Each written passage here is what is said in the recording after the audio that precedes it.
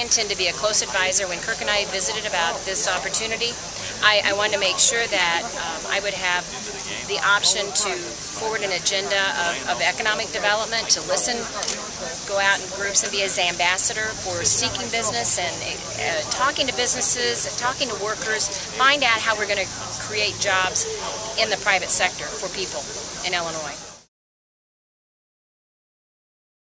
When I met my husband, he was a salesman for Dot Foods.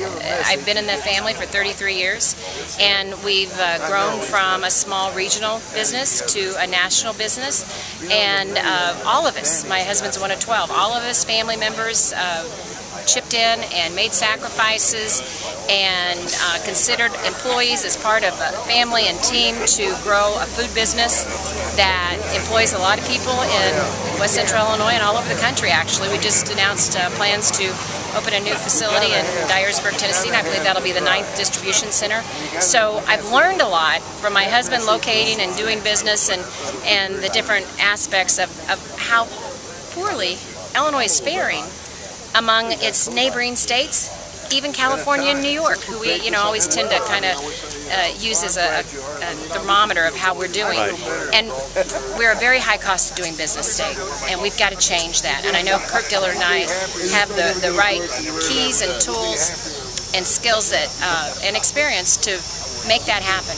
How many employees does Dot have over in Western Illinois? You've got to be one of the biggest employers in the region. I think about 1,000 there in that region. Now, Dot is one of those businesses that gets talked about a lot because it's right there on the river, not that far from the border.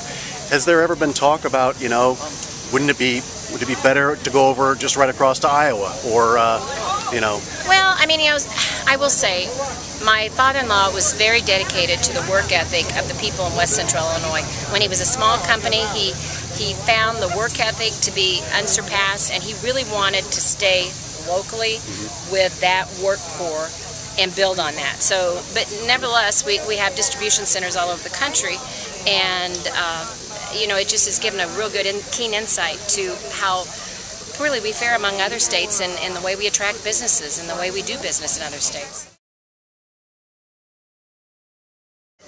With this total Democrat control, we've seen so much gridlock, and I think that's unfortunate.